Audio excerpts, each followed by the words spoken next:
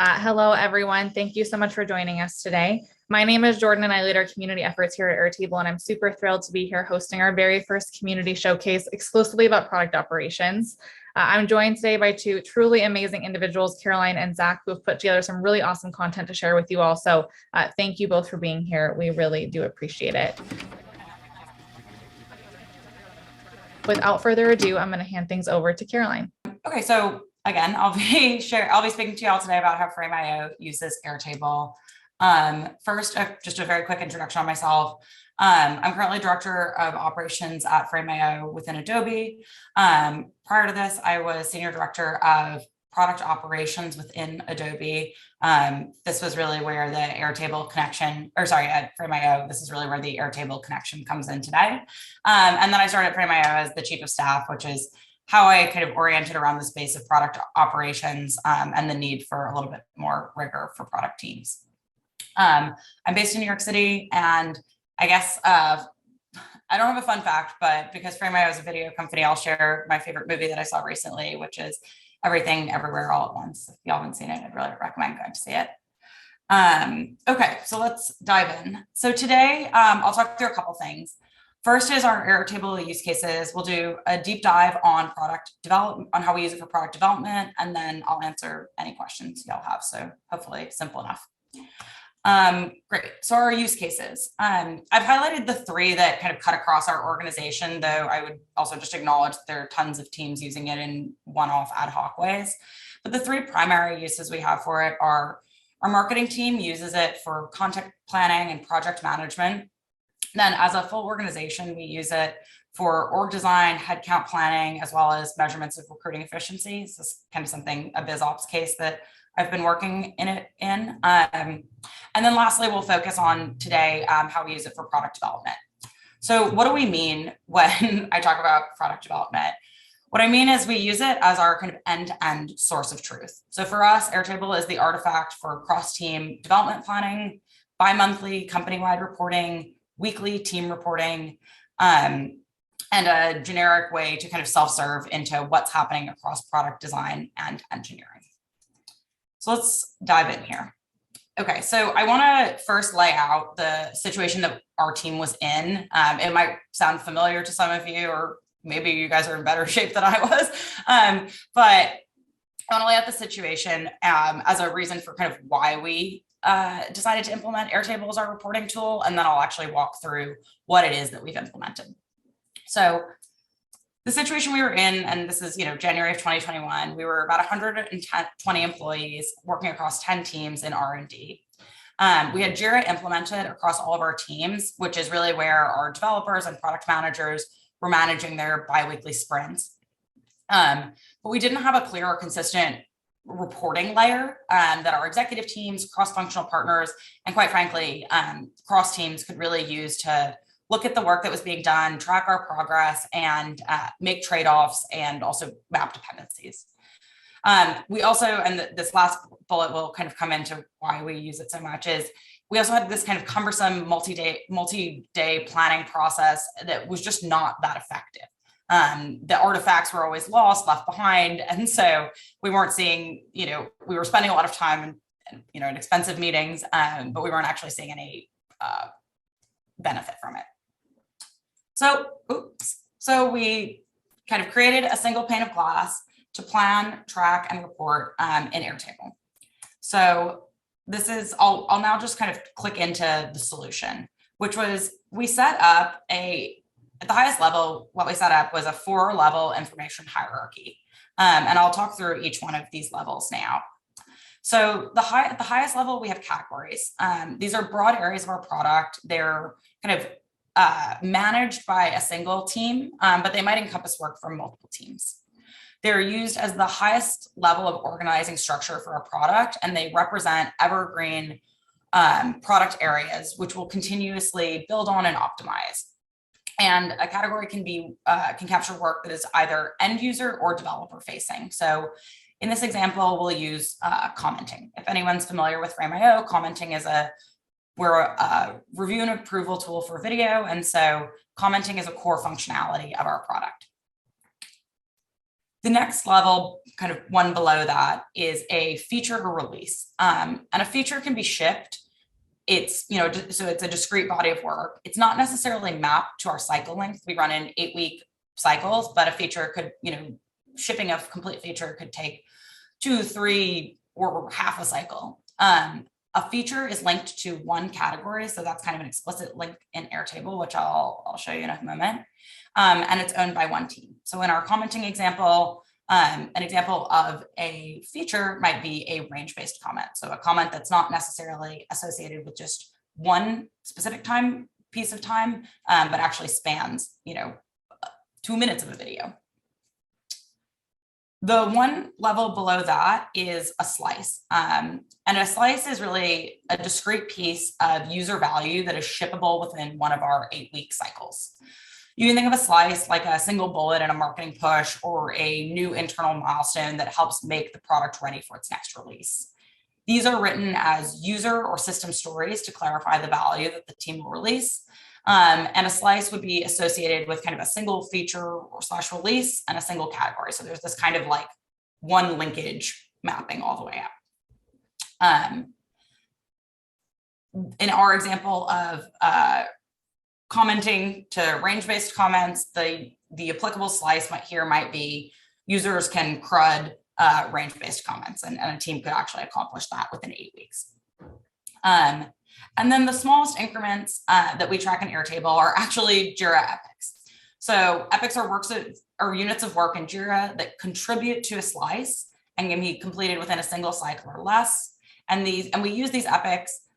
We pull them into Airtable as the key point of connection between Jira, which is really tracking the motion of work for our developers, as well. And then we use it as the link into Airtable, which we're using more as a synthesized reporting layer, not only for our, the ICs and managers who are in the day-to-day work, but also for our executives and cross-functional partners.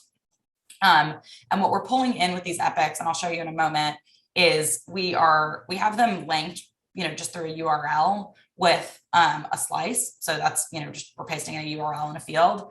And then we built a custom script where we scrape in issue count, point count, and a couple other fields so that we're actually able to extrapolate like a percentage done in addition to a status update from a product manager. Okay, so let's actually dive in and look at what we've built.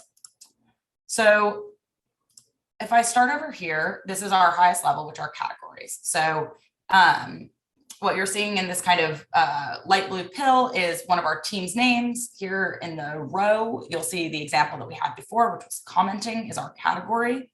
And then we would have some example features. We have a Adobe-wide contact. So we use this categories view quite heavily as a shared view for both our, internally our customer success managers, our product marketing managers, sales.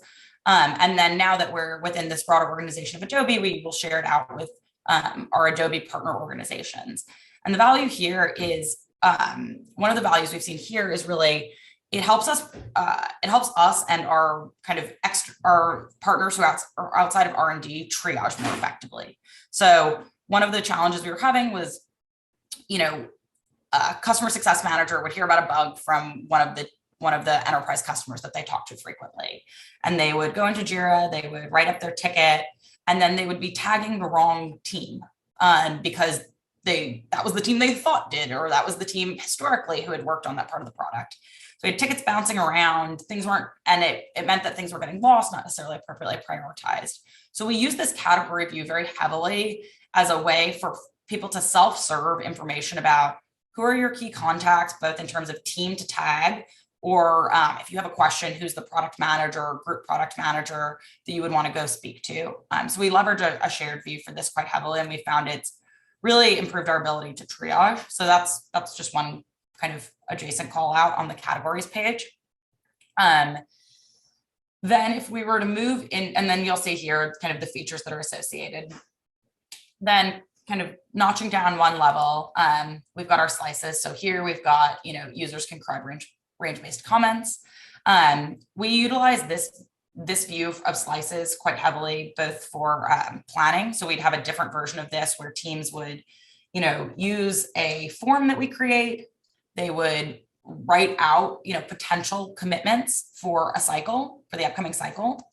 And then we would have a view that is the basis of our planning day, where all of the potential bodies of work that teams could commit to, we run through them with all of our product and engineering managers, and we prioritize them. We talk about the dependencies, and then we tag them basically as kind of committed, uncommitted. And by the start of the next cycle, we have a filtered view that is all of just the committed slices for the upcoming 8 weeks. Then once we're in the 8 weeks, once we're kind of in our cycle, on a weekly basis, we have our product managers updating a status, and then adding a descriptive status note. And this kind of status update is what allows us to direct anyone who wants to know, anyone in the company who wants to know kind of what's happening across R&D. We direct them here so that they can self-serve the information. They can always follow up with the team, but this really helps the team not be spending their days just responding to one-off Slacks, and consolidates information for them to just self-serve into. The other thing I'll call out here is this percentage progress. As I mentioned, we have our Jira epics linked here. So you can see here, there's this one epic that's associated with it. And this is a representation of kind of the total of points and issues associated with the epic, and the ones that have been completed. And that's how we're extrapolating a percentage of progress. So we use this and the status as a bit of a back check on each other, just to make sure that when things are on track, we have, the kind of quantitative data from Jira to back up the fact that those things are actually on track. It's not totally precise, but it's a very helpful directional check for us. Lastly, in the lowest level, we can just spend a moment here, are the Jira epics. So what we do to simplify this for the team is we have a shared form where they basically will type in, just copy paste the URL from the Jira epic that they're referring to, and then they would go in and just tag the slice, and then everything else auto populates for them. So this makes the setup for a cycle quite simple for them, and also gives us a high degree of kind of data integrity. Cool. So that was, the one last thing I wanted to show is we also use an interface. And this one, you'll see we're past the dates of it, but it's a good example nonetheless. We set up one kind of very high level summary interface for executive reporting. One of the things that we've set up this Airtable, it's got so much information in it. It's really, really helpful, but culling through it can be difficult, particularly depending on who you are and how much appetite you have, and really what your questions are. And so one of the things that I did was set up this this interface so that our executive stakeholders could have a place where they could just very quickly look at 1 to 2 numbers, green, red type deal, and understand how we were pacing on the cycle. So the things I included here was basically like the percentage of points. So those are the Jira issues and point counts that we're scraping in, percentage of those complete, then the cycle start and end dates. And so the percentage of days complete, typically this is for a past cycle, but typically this would say, we're like 75, in an ideal world, we are 75% of points complete, and we are, 75% of the cycle complete. And these two numbers move in lockstep, and then it's a good way to assess how things are going. Also got a little pie chart of the statuses of all of the slices associated with the cycle. And then just a quick view of the percentage completion across our actual independent teams. So that's a way for us to just provide some a very quick snapshot of visibility. Often this is the starting point of diving into, deeper reviews and really sussing out more information, but it's just a quick way to get a sense of where you are. Okay, so that was all I wanted to share in the demo. I'll flip back to my deck right now. Just give me one moment. Oh, I don't want to share it. I'm going to slideshow. And for wrap up, I just wanted to share 2 things, one of which is kind of the value that we've seen, and then also just some, advice from someone who's going through this if you were to want to do something similar yourself. So first is the organizational impact. We've really seen major impact across 3 different improves. So for the team that's actually working at our R&D folks, it's improved our ability to plan. It's allowed them to update a status in one place. As someone who's very mindful of how much time people are spending on reporting and making sure that we're getting, we're only having them do that in the highest value ways. This has really improved the efficiency there. It's also, as I mentioned on the category page, it's improved our triage efficiency. And then overall, it's just reduced the noise of one-off Slack messages about statuses, when is this being released, et cetera. For our executive stakeholders, it's given them one place to look to know what's happening. They're not sifting through docs and Jira dashboards, et cetera. And so it's giving them a quick way to enter and get the information that they need. Similarly, for our cross-functional partners, creating the right level of visibility into the roadmap that they can self-serve. And then it's also helped by giving them a better understanding of all of the team's commitments and priorities. It's very easy for, a customer success manager, understandably, to get off a call with a customer, get really excited about a feature they want, and then, push for it really hard without full context. And so it's actually helped just kind of with cross-org communication and expectation setting more broadly. And then lastly, if I were doing this again, what I would suggest is, or some things I've learned would be, invest heavily in setting up the right information architecture. I talked through our 4-layer version. We went through a couple versions, ones with more, ones with less, and finally oriented to this being right for our team. I don't know that I wouldn't necessarily suggest that this is going to be right for everyone, but it was right for our team and the work that we were trying to do. But I would think about how your team works, how they plan, and how you want to integrate into your process as you're setting up that information architecture. With that being said, like any operational initiative, you should be prepared to pivot and shift things as it's rolling, as you're kind of getting feedback from your team. Next is I would establish one owner. Setting this up, I had a ton of help and a ton of partnership from product management and engineering leaders. But having myself as the DRI, but having one DRI made sure that it actually happened and got adopted, and that one person was on the hook for, what a lot of reporting requires, which is a hearts and minds campaign, getting the team bought into it, making them see the value in it, making them try it long enough that they actually see the value. So that would be another point. And then finally, I would suggest think about what your team is already doing in terms of tracking. Think about what your team is already doing in terms of tracking, and zoom out and think about how it's all going to be connected. No one ever wants one more place to update. So think about what you can automate, what you can integrate, what, if you roll this out, you would be able to deprecate, and then what it should link to. For us, like being able to pull in information from Jira was basically table stakes. We had all of this information flowing through Jira, and it didn't feel right to have these things disconnected. So I would just think about that as you're setting it up as well.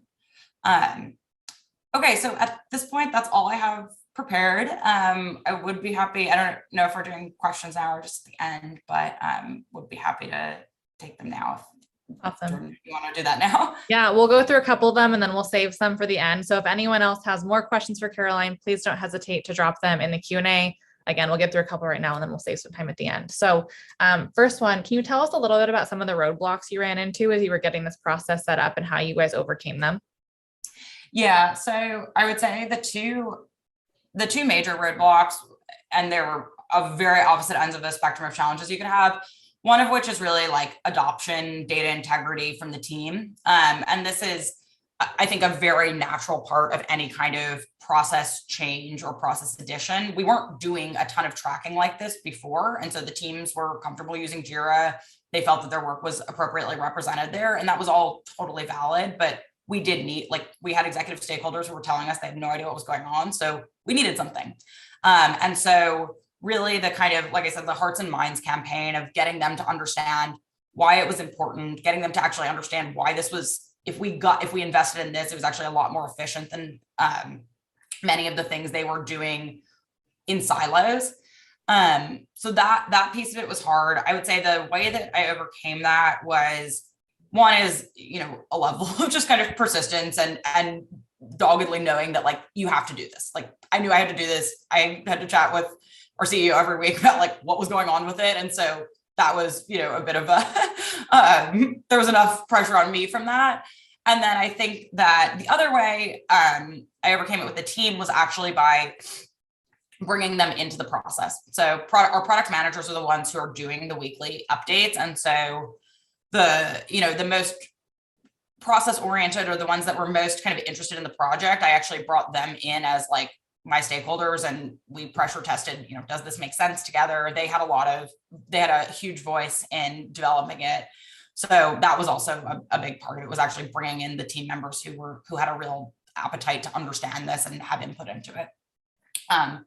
The second biggest challenge was this Jira connection. So Airtable has native Jira integrations, and I actually, the other two people, Jordan and Zach, could probably speak to what those look like today much better. But when I was setting it up, that was my hypothesis of how we were going to connect these two systems.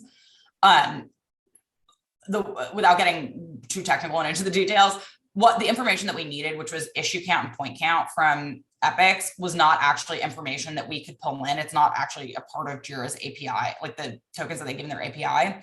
So we had to build a custom. So what that meant was we had to take an hour of development time to build a custom script that automatically pulled this information in. So that was just it's pretty easily overcome if you have anyone on your eng team who's like willing to lend you an hour of help. But it was definitely something I ran around a bit.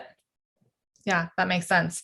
We'll do one more and then we'll get to the rest of these at the end, or you can respond to some via text as well as we're going. But what did the onboarding process look like for the space for the rest of your team?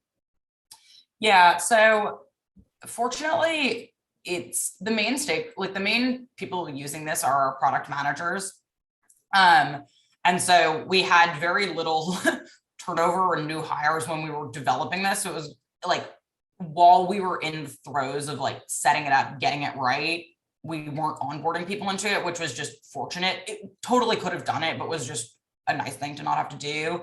Now, I onboard team members into it. I have a one pager that's just kind of and I think I flashed a screenshot of it that walks through with a bunch of examples, the information hierarchy that we use. And that's where I first direct people.